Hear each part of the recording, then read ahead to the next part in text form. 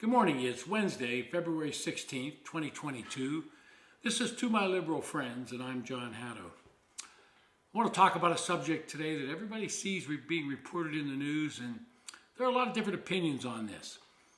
This started out in Northern Virginia, where the debate over what was being taught in schools inflamed some parents and caused them to go to school board meetings and in some cases speak out loudly. They didn't want their children being taught that they were different based on their skin color or ethnicity. They wanted their children to be taught that they're equal and that stick to the basics of educating children. This took place in Loudoun County, and I spent most of my life in Fairfax County, right next to Loudoun County. So I understand what those parents were thinking. And this has sort of reverberated around the country. Glenn Youngkin made that a key point in his race for the governorship of Virginia, and he won, beating Terry McAuliffe, a very well-known former governor who everybody thought would win in a cakewalk. Turns out they were wrong. Local politics are just that, local politics. And when people start to run on national issues in local races, they may find themselves on the short end of the stick. So yesterday, we saw this reverberate again. Out in San Francisco, the heart of liberalism, a recall effort came to a vote to remove 3 members of the San Francisco School Board.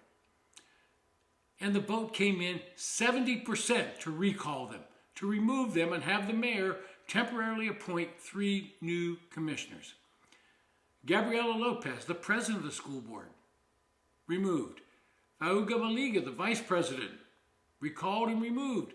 And Allison Collins, a commissioner on the school board, recalled and removed. All 3 were part of the progressive movement, which said, we're going to teach what we want taught in the public schools, and we don't really care what you think. Now, part of the backlash is continually shutting down the schools, caving into the teachers' union, and forcing children to wear masks completely. Parents object to this.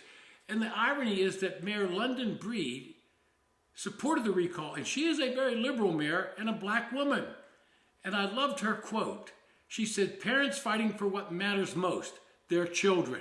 And this is what they didn't understand in Virginia and what they didn't understand on the San Francisco School Board. In the 2020 election, Donald Trump alienated suburban women, which are a lot of mothers. They didn't like him, and so they voted against him. And I've said over and over, in 2016, Hillary Clinton lost more than Donald Trump won, and in 2020, Donald Trump lost more than Joe Biden won. People voted against people. So back to San Francisco. That issue really came to a head when the board decided to change the names of up to 44 public schools. Apparently the names like George Washington, Abraham Lincoln, and even Senator Dianne Feinstein had to be taken off these schools because they were not pure enough.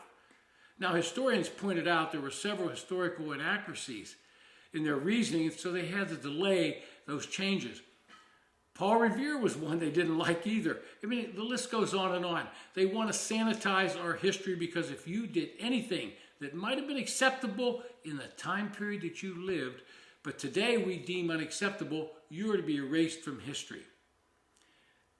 Well, politicians need to understand something. The Democratic Party ought to look at this recall out there and say, whoa, that's a wake-up call. The American public is not far to the left. I believe and continue to believe that they are just a tinge right of center overall. Now, in these urban districts where the progressives and the like AOC and the squad all come from, they're very liberal. And so they assume that everybody must think like them. But they don't. If you go out in the suburbs and the rural areas, they don't know anything about what they're thinking in these urban areas. And that's why we have a difference in politics. But the Democrats need to figure out what they're going to do, because if they allow the progressives to drive them off a cliff, they will not only lose the House in the midterms, it will be a bloodbath. And they will start to wonder what happened. And maybe then the moderates in the Democratic Party will say, hey guys, sit down and be quiet. Maybe they'll start looking at Joe Manchin and Kyrsten Sinema. Instead of calling them names, they'll say, maybe you guys are on to something. If we want to get the majority back, we got to start reacting to people. Now, the last thing I want to say on this is that we seem to be polarized politically, and I don't understand why. The black vote is 90% Democrat. Now, if any other ethnicity voted that high for one party, we would call it racism. And the Democrats haven't done anything for the black vote. They assume they haven't. And we're seeing the Hispanic vote now starting to tilt back to where it's maybe 60-40 Democrat.